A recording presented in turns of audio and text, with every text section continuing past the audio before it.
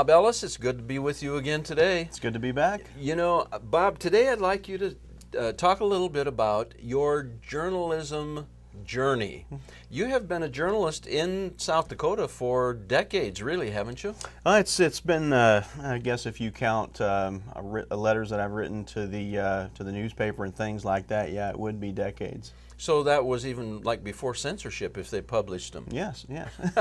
Now your letters might get censored. Maybe not because of the language, but because of the theology. Yeah, sometimes that's not very welcome in the secularized public forum. Well, you've done some things about that over the years, and you started by publishing a newspaper. Yes, we started doing that back in 2005. Stacy Wallman and I, she runs the CareNet Pregnancy Resource Center, as you know. We started Dakota Voice back in 2005 as a print newspaper. What at its peak, what was the circulation? Gosh, I can't even remember now. It was a few thousand, and we were read by subscription in probably around 90 South Dakota communities. Well, I'm guessing what happened is the expense ledger got larger than the revenue ledger. Yes, it was very expensive to do a print newspaper, and of course it's very time consuming as well to get it all formatted, typed up, send it off, get it printed, get it back, get it distributed. So yeah, it was very tough to keep that going. It was quite an adventure, but we eventually had to turn things to the online market, which, as you know, is a lot less work and a lot less expensive. Well, and the reach is global. Exactly.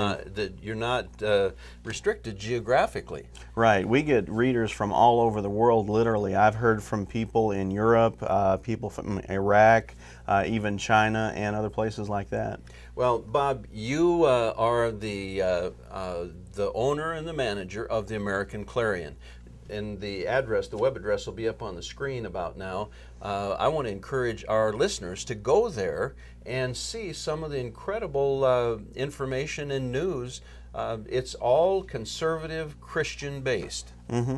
And you have 30 or 40 contributing authors. Yeah. So it's a large brain trust, and it's good stuff.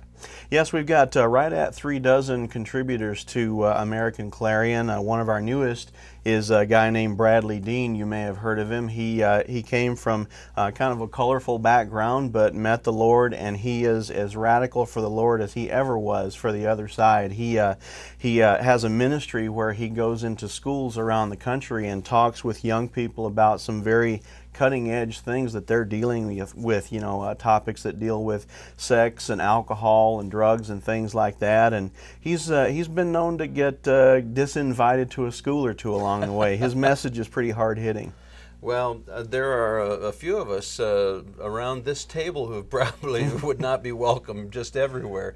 I'm encouraged with what you're doing, Bob, because you and I have a mission that's just, our mission statement could be just a carbon copy, one or the other. Yeah. But we both deliver the message in a different way. Mm-hmm, exactly. That's one of the reasons why I like having so many contributors at American Clarion, is because conservatives, Christians, we all care about pretty much the same thing, but everyone has a little bit of a different take on it. Different people see different aspects of an issue. They bring it out in different ways to communicate the truth in ways that one person or another might not do. That's one of the reasons I was so enthusiastic and so glad to see your ministry come onto the scene a few years ago. Well, it's been an exciting adventure, and we've talked a little bit on and offset about how to be an influencer in society. And many of us have tried from within the legislative process. I think now particularly of a guy I call the conservative darling of the United States Senate, Senator Jim DeMint, who's leaving the United States Senate to lead the Heritage Foundation, much like the efforts that you and I are involved in. It was unwelcome news to see that he'd be leaving the Senate, because he's been such a powerful voice there. He has worked hard to groom other conservatives that have come into our federal government, but we can hope and trust, and I believe that he made the right decision. He's certainly a wise enough man to know how to do that, that where he's going with Heritage, he's going to be able to multiply his voice and multiply the voice of conservatism. Yes. Well, our time is up, but on the screen should be the web address for the American Clarion. Again, I would encourage you to go there, and while you're looking and enjoying, hit the donate button and help promote conservative Christian news.